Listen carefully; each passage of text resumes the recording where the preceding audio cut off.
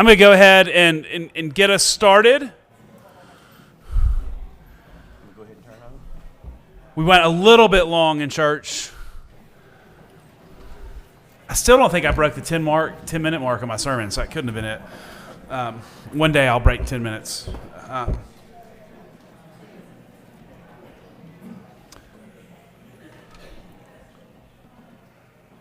we good? Are we live? Thank you, Bill. Good. Well, good morning. It's great to be gathered here on this Sunday morning. We are continuing our series around healing as a path to wholeness. That's been the focus this semester so far. So we've done listening sessions around healing. We've done, Mary B's kind of given an overview. And this morning, we're excited to welcome the Reverend Greg Evans and Dr. Leslie Evans, who are coming from Tuscaloosa.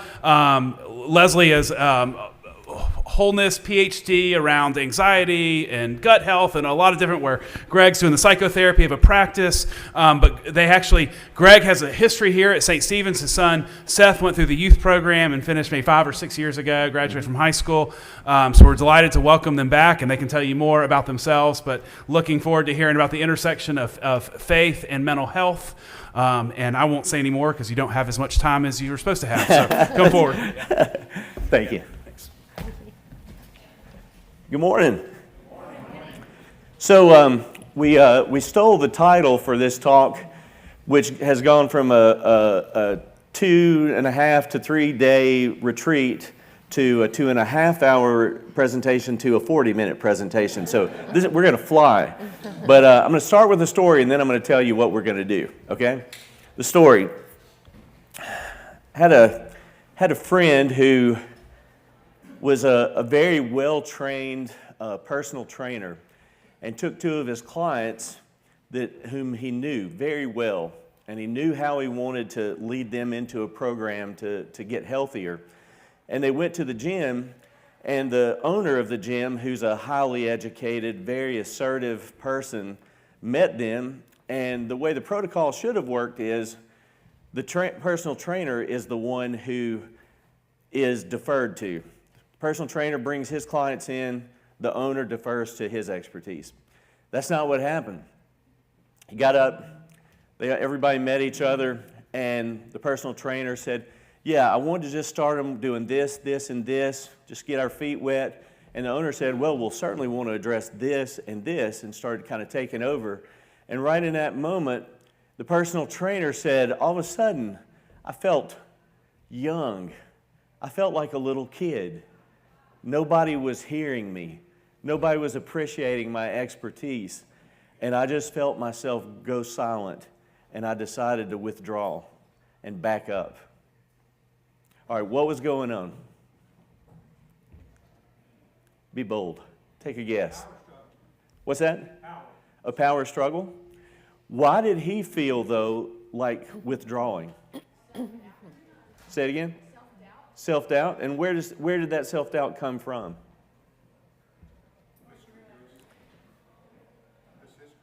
His history. And what was somebody else going to say?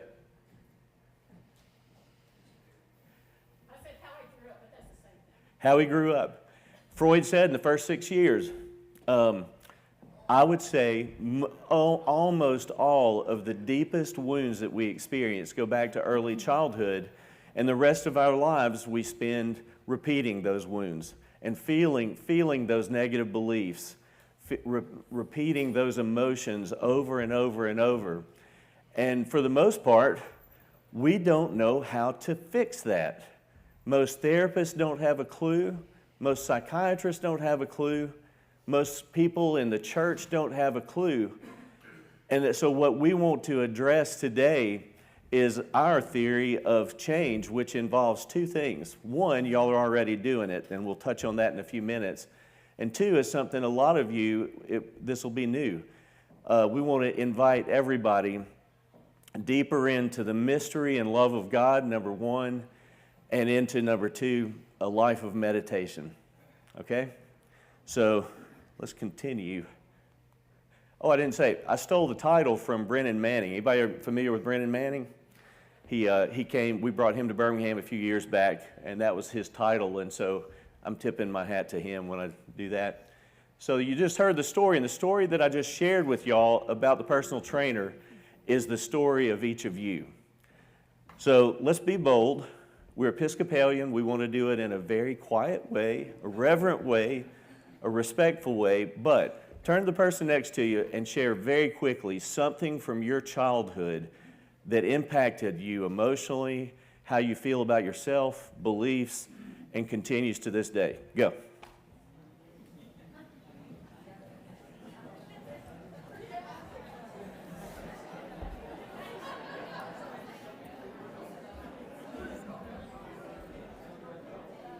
Okay.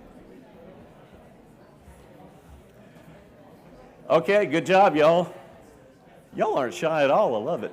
So, anybody raise your hand if you're familiar with Dr. Joe Dispenza, neurologist? Okay, love this quote. We're either being defined by memories of our past or a vision of our future. It's one or the other. So here's how it works. We take our past wounds. By the way, those check marks all over. Do I need to lower this a little bit? Okay. We take all these check marks. We have no idea how they appeared. They weren't there yesterday, so they don't have any meaning, unless you'd like to attach meaning to them. Okay, so past wounds, primarily in early childhood. Anybody remember middle school? It continues through that. Everybody's trying to ruin each other because we all feel so terrible about ourselves. So we take our feelings, our emotions, our actions, our beliefs, and it transfers into the present reality. How do you know when that's happening? When you feel strong emotion. If you feel strong emotion, you are experiencing the past coming into the present. I promise you. So our timeline, once again, checks mean absolutely nothing as far as we know. Our timeline goes from birth to the present. Part one of what we want to invite you to go deeper in to experience change, because as a psychotherapist, 99% of people who come through the door are coming to me for one thing: anxiety. Trauma, it might be in the form of trauma, it might be in the form of panic attacks, it could take different forms, but that's what almost everybody's coming for.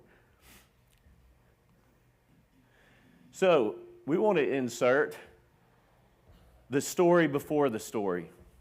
If you get wounded, especially in ages birth to 6 years old, but all the way through that, birth to 12-year-old time period especially, then what is step one, the most powerful, impactful thing to do to begin healing? Well, if the wounds happen from birth on, what if we go back to the story that precedes the story? As an lifelong Episcopalian, it amazes me because so many people who come to therapy are deeply wounded from their religious background. And I'm always so grateful because I'm like, okay, yeah, I was bored in church at times, but I was bored because I was being told for an hour every Sunday how much God loved me. So when we go back to the story that precedes the story, and I think the Episcopal Church is positioned to do that in a way that most churches aren't, to remind people, to teach people, to impart to people that God is love, that we are a community and God holds us in the palm of His hand. The radical grace that is part of our tradition is the greatest healing agent. The sacraments, for heaven's sake, the Eucharist. How many people just got back from church? None of my kids ever imitated a preacher, but they all, when they went home on the weekends, celebrated Eucharist. Lemonade, crackers, whatever they had to steal from the fridge to do it. So we're pretty good at that. Number one, the story that precedes the story of God's love. Now, this is a part where Dr. Leslie is going to get better with the technical side, but part two, where I wanted us to go, is raise your hand if you're familiar with brain waves. Oh, wow, okay. Then, so y'all know how this works, but let's pretend there's a line here. Everything above the line is the conscious mind, the analytical mind, the mind that's focused on the three-dimensional world, people, tables, chairs, walls. The analytical mind belongs to the beta waves. So we've got low beta, mid beta, and high beta. As we're talking right now, most of you are in low beta. That's where you should be throughout the day, ideally. We're engaging in new ideas.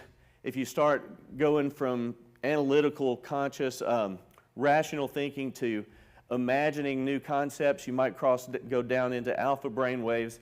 But low beta is where you are most of the time during the day, ideally. If I told you there's going to be a pop quiz, and if you don't get at least a 70, John's not going to allow you back in the building, ever. Then you jump up to mid-beta, right? And if I had some pit bulls out there, nope, if anybody has pit bulls, I love pit bulls, but I was just thinking, pit bulls that are trained to kill, and I let them out of the cage, and they all come running, you can tell they're about to jump straight through those windows. You go to high beta, fight or flight. Body starts producing adrenaline, norepinephrine, cortisol, so you can move fast, think fast. High beta is fight or flight. Okay, of the 3 levels of beta, where do you think most of us live most of the time? Say it. Low beta. How many people say low beta? Everybody weigh in. Okay. How many people say mid beta? How many people say high beta? High beta is where we live most of the time. Because we live in an insane world. How many seconds do you get when you have nothing to do, when you have silence? Your cell phone makes sure you never have that. How long do you feel loneliness before you start texting? How familiar are you with solitude? Our world discourages that, and it certainly doesn't value it. So, where do we go from here? So, below the line, below the analytical mind is what we call the subconscious mind. The subconscious mind starts with alpha. So, just below beta, that's the analytical mind. We go down to alpha, go down to alpha, then theta, then delta. This is deep sleep. And then gamma. This is where we encounter God. So when you wake up in the morning, you're down in delta. You make your way up the chain to beta. At the end of the day, you go from beta and you work your way down. But the problem is, because most of us are in high beta most of the time, we have to go really a long way to get down into the analytical mind. What happens when you hit the analytical mind? Close your eyes for a second. What do you see? What are you focused on? You've left the world of the three-dimensional. Okay, open your eyes again. When you close your eyes, you invite the subconscious self to come. You stop focusing on people, places, things, and you focus on the darkness. We could even say you focus on the presence of God. Before the incarnation, God, the invisible God, occupied and still occupies every inch of every bit of space in all of our millions of galaxies. And that's where you can go when you go into the subconscious mind. So here's what I want to leave with y'all before I pass it off to Leslie. And this is the coolest thing. And by the way, a lot of this is stolen from Dr. Joe Dispenza, and this is completely stolen from Joe Dispenza. So we learned this just a few weeks ago. When you are in, oh, sorry, that's what I already did. There we go. Ages 0 to 2. How many of y'all knew that you were in delta brainwave activity? That's deep sleep most of the time. I didn't know it either. Age 2 to 6, you're in theta. You're in trance. You're in the subconscious mind most of the time. Age 6 to 12, alpha, meditative state. Why is this so profoundly important? When we are in the analytical mind, we can have defensive structures. We can have self-protective analytical structures. Mom says, "You're a worthless piece of shit. You'll never amount to anything." Dad says, "You stole my freedom when you were born." Mom and Dad say, "Why can't you be as smart as your sister? Why are you a little slower on the field than your brother? It goes straight like an arrow to our heart. There's no analytical structure to say, I hear what they said. Mom and Dad clearly have some unresolved issues. So there's what they say to me just bounces right off of me. I don't feel the impact because I've thought through it, so I set my boundaries, and I encourage them to go to therapy. I encourage them to call John, and everything will be okay. No. We believe instantly what our parents say to us in those early years because we're in trance. So why should we be bringing children to church? Because they also are completely receptive to crazy ideas like God, the invisible God, is present, and God is love. Oh, and God became a human to reveal himself to us. Oh, and you are so beautiful. You are so intelligent. You are so gifted. Turn to the person next to you and say, I'm really pretty.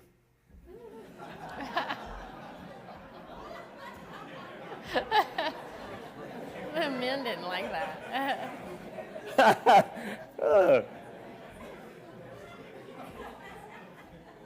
So, part 2, we need to be devoting ourselves to a life of meditation. Why? Because if we get most deeply wounded when we're in trance in the early years of our life, doesn't it stand to reason that we get most deeply healed when we are in a state of trance? Not if that makes sense. Not if you're sort of buying into the possibility. So, on that, I'm going to pass it off to Dr. Leslie, who's going to explain the science of meditation. Thank you, Greg. Let me see. So I know you may be thinking, oh gosh, meditation, are these people, like Buddhist or something? No, we are not. I have been in this field for a really long time and studying the brain and the gut-brain connection and how all the body works and how our emotions affect not just our personality, not just how we feel about things, not just our relationships, but it affects our physical body as well. And I don't have time to get into that whole explanation. It's one of my favorite things to talk about. But you might have heard from your massage therapist, oh, the issues are in the tissues, right? I can tell where you hold your tension and your stress. So change your thinking, change your life. These are just some quotes you may have heard before. You become what you think about, what you focus on grows. What you think about, you bring about. Philippians 4:8, you're probably familiar with that. Whatever is noble, true, pure, lovely, admirable, think on these things. So even the Bible talks about focusing on things that are that you want in your life, positive things in your life. I tell people every day that come to me with anxiety, they'll say, I don't really know where my anxiety is coming from. I have a panic attack. I was just at the grocery store, looking at Campbell's soup, and all of a sudden I had a panic attack. And so I help them understand where that is coming from and where it originates in the body. So this is just kind of a quick review of what Greg was talking about, our conscious mind and subconscious mind. So the interesting thing about our conscious and subconscious, are you guys familiar with the two? Or it's been a while since science class, but basically we have our conscious mind and our subconscious. And most of us think that our conscious mind is mostly where we are working out of. Right now, you are in your conscious mind because you're learning something new. You're hearing new information. But most of the time, 95% of our time is spent in our subconscious, which I like to call our background music. But it's our autopilot. So you drove here this morning. When you first learned to drive, you had to get in the car and you had to really focus on everything you were doing, where the blinkers were, when you're pressing the gas, pressing, the brakes, when you're having to pay attention to traffic around you and what stop signs are and all that. So as you're learning something, you're very engaged in your conscious mind. But once you learned a behavior, you learn to drive, any kind of behavior that you learn, whether it's playing the piano or whatever it is that you're doing, once you've learned that, it becomes locked into the subconscious mind, and it's part of your autopilot, part of your programming. And so when you drove here this morning, you may have had a conversation, you might have been talking on the phone, you might have been talking to your kids in the back seat, you know, and you get here. Have you ever driven somewhere and you pull up and you're like, man, I don't even remember driving? Why is that? It's because our subconscious, our autopilot is getting us here. And so most of our behaviors, thoughts, reactions, beliefs come from that subconscious mind, our background music, our programming. So one of the things Greg mentioned was that a lot of times we are in a state of fight or flight. And I have seen this increase significantly since COVID, because for the first time we all went through something we've never experienced, which was a pandemic. And the difference between the pandemic in 2020 and the last one that happened in the 1800s, 1900s, whenever it was, is we had access to it 24/7. We were on social media. We were watching TV. We were hearing all the stories. We were watching the worst of the worst, the best of the best, all in a matter of seconds, right? And so that whole time, and even to this day, I'm seeing, especially our young people, still in a state of fight or flight. The amount of anxiety that has increased just in our school age and college age kids is unbelievable, because we kind of filtered all this in, and I'm going to explain to you why the body gets in this fight or flight state here in just a second. But because we are in a state of fight or flight, we're kind of always on edge, kind of waiting for the next thing. You know, what's the next thing we're going to see on the news, or what's the next, you know, virus, or whatever it is. So the interesting thing about the subconscious mind is it doesn't know the difference between real and imagine. And so imagine if you go to a scary movie. Anybody ever seen a scary movie? You know, Jaws, or I don't even know what scary movies. That's the last one I saw was Jaws, if that tells you anything. I hate scary movies, but so if you've seen a scary movie, you're sitting in the movie theater, and what happens, right? The monster's coming out, or whatever, Freddy Krueger or whoever it is coming out, and all of a sudden your heart starts racing. You're probably afraid.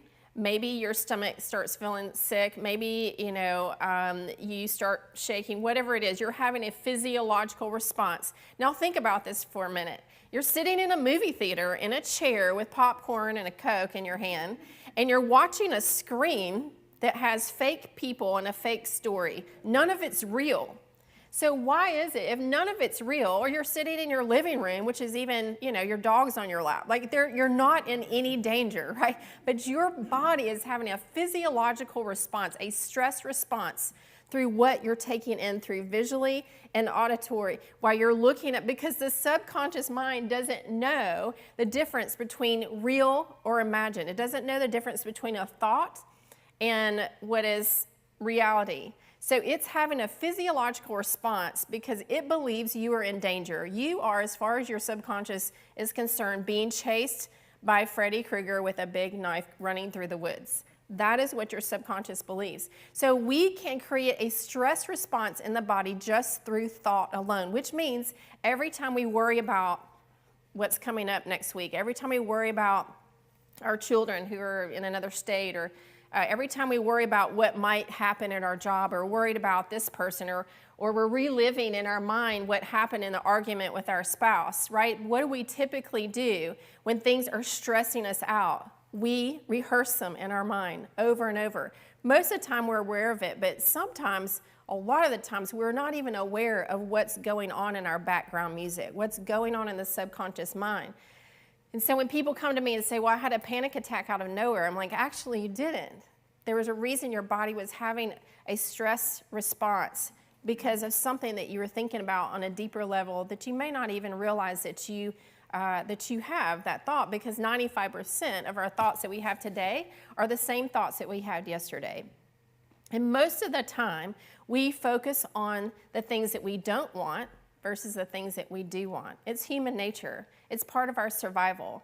You know, if you're out in the woods being chased by a tiger, you don't want to stop and think about, oh gosh, I can't wait to go on vacation next week, and man, I'm really hungry. I think I'm going to make something to eat. No, your body is in fight or flight. You are trying to get out of danger. You are in survival mode. So the intestinal tract shuts down. You have trouble sleeping. Anyone have trouble sleeping in the middle of the night? Those types of things where the body is in that stress response. So the subconscious is driven by what's familiar and known. And like I said, 95% of the thoughts we have today are the same thoughts we had yesterday. So changing our thoughts to what we want instead of what we don't want. So if we're in survival, we typically are thinking about what we don't want. I don't want to run out of money at the end of the month. I don't want, my kids to be in a car wreck. I don't want, we're focused on those things that we're worried and fearful of. So shifting our mind to what we do want. When clients come in and sit with me and I ask them, well, what do you want to feel instead of anxiety? What do you want to feel instead of fear and worry? Well, I want to feel peaceful and I want to feel calm. Okay, well, what are some things that make you feel that? Who in your life are you most grateful for? What are the things that bring you joy? And retraining the mind to focus on those things, because naturally we're going to focus on the things that we're worried about, anxious about, fearful about, things that we don't want. That's just typically where our mind goes. So how do we change this? Well, this is great. Well, how, if I could do this, obviously I would already be doing it, right? So how do we consciously focus on something that we want? Well, there's different ways you can do that. Gratitude is a great way. There's tons of studies that have gone on research in the last few years around gratitude and being grateful and the power of that. And we actually see in the brain, when you are focused on gratitude for someone or something in your life, that you literally release chemicals in the brain such as melatonin and serotonin, dopamine, all these beautiful, wonderful, relaxing hormones and neurotransmitters that we tend to go try to recreate through taking little pills, right? We can do that by focusing on that gratitude. There's tons of scientific research out now where they're watching the brain do this. So that's one way we can do it. Prayer is another way. We're really good about that as Christians in our community is praying, because being in church and growing up in church is all about praying and being involved in prayer. And if you just pray, then you'll feel better. If you just pray, then you won't have this anxiety. If you just pray, and I wish that were true. Does that help? Yes, absolutely it helps. But I can tell you, as someone who grew up from a baby in church, and my parents were both prayer warriors, I still suffered with chronic anxiety my entire life, because no matter how much I prayed, I still felt anxious. And so prayer is a beautiful thing, and it's a beautiful way of having a community with God, but sometimes it doesn't always do the trick for some of our mental health that we experience. Meditation, I'm going to talk a little bit more about that, because also growing up in church, I was not really taught about meditation, even though it's mentioned in the Bible quite a bit, 19 times just in the book of Psalms. But that was kind of seen as, Eastern religion or that kind of thing. And my mom, I remember the first time my mom called me and she said, "What are you doing, honey?" I'm like, "Oh, I'm on the way to my yoga class." And she freaked out. She said, "Your yoga, they worship Buddha." I'm like, "Mom, I promise you, I'm not a Buddhist. I'm just going to go relax and do some yoga." So there's a lot of fear around that and an unknown around it, because it's not really something that we teach. And visualization, which is part of meditation, visualization and rehearsing. We do that every day. You are literally focusing on certain things over and over in your subconscious mind and rehearsing it, whether you're aware of it or not. And how many times did you go through conversations that you wish you could do differently? And we rehearse it. Man, if I just said this, if I just said that. Or we rehearse a fight we had with our spouse over and over. So we're rehearsing and doing that all the time. So repetitive thoughts of what we want instead of what we don't. We learn through repetition. That's how our subconscious learns, is through repetition. And so we can do the same thing with positive thoughts. So prayer versus meditation. Prayer, more a conversation with God, intercessory prayer, where meditation is a time of being quiet and listening to God. Meditation means becoming familiar with, and becoming familiar with what your background music is, what your thoughts are. And these are just some scriptures where meditation is mentioned. You said I have 1 minute? Okay. So a few benefits of meditation: slowing the brain waves down, getting us into that parasympathetic, which is our rest and recover, versus the sympathetic, which is fight or flight. boosting immune system. There is so much research out here right now being done through Joe Dispenza and Inner Science Research, among other people around the world who are researching the benefits and the physiological changes that that meditation is not just about relaxing. It actually changes you physiologically. Reducing negative feelings stimulates creativity, lowering heart rate, resting blood pressure, and helping you sleep better. So you might ask, well, how do I start? Because I don't really know how to meditate. Most people will tell me I don't like to meditate because I can't turn my brain off. I call it monkey mind. I'm the same way. Even after years of meditation, I still have to fight my brain. It's just part of it. But the thoughts are this is a way for you to see what is going on in my subconscious. What do I think about all the time? Because when you get quiet, I promise you, your subconscious will start flooding you with all types of thoughts.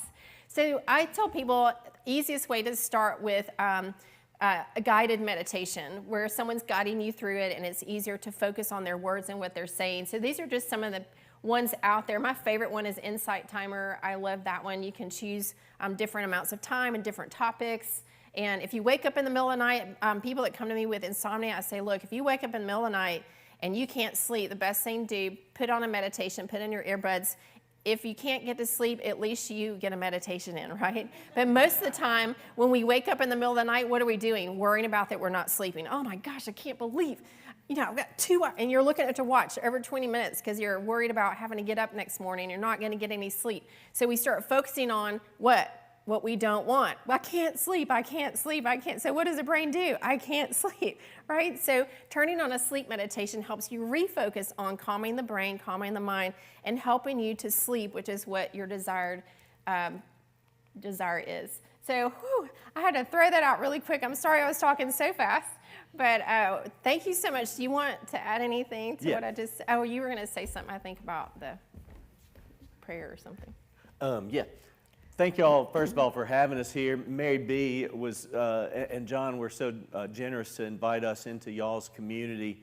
And so hopefully this has provoked a little curiosity and interest.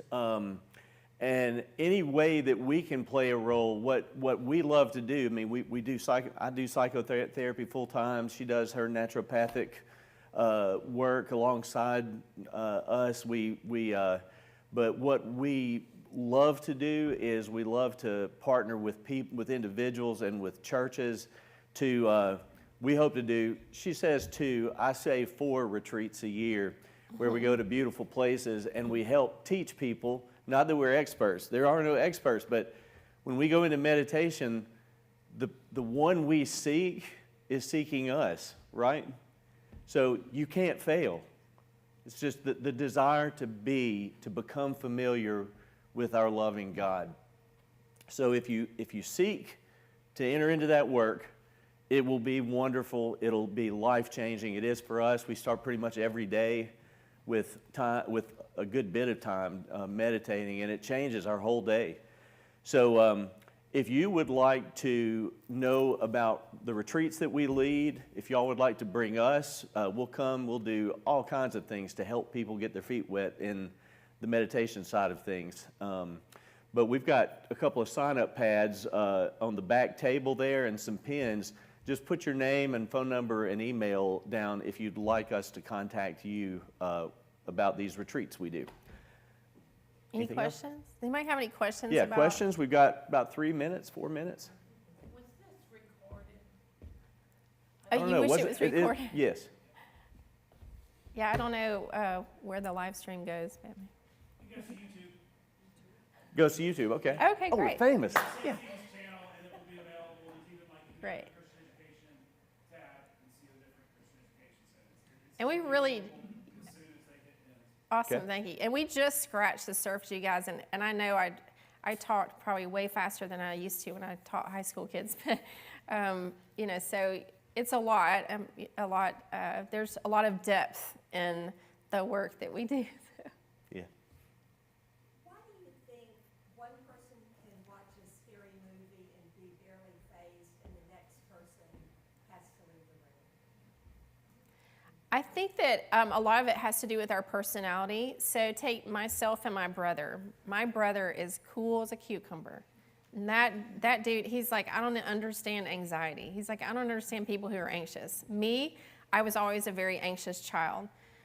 So my mom was anxious. My dad was cool as a cucumber. So part of that, maybe I took on more traits of my mom. He took on more traits of my dad. But personality has a lot to do with it. I'm an Enneagram coach. I don't know if you're familiar with Enneagram. Love Enneagram.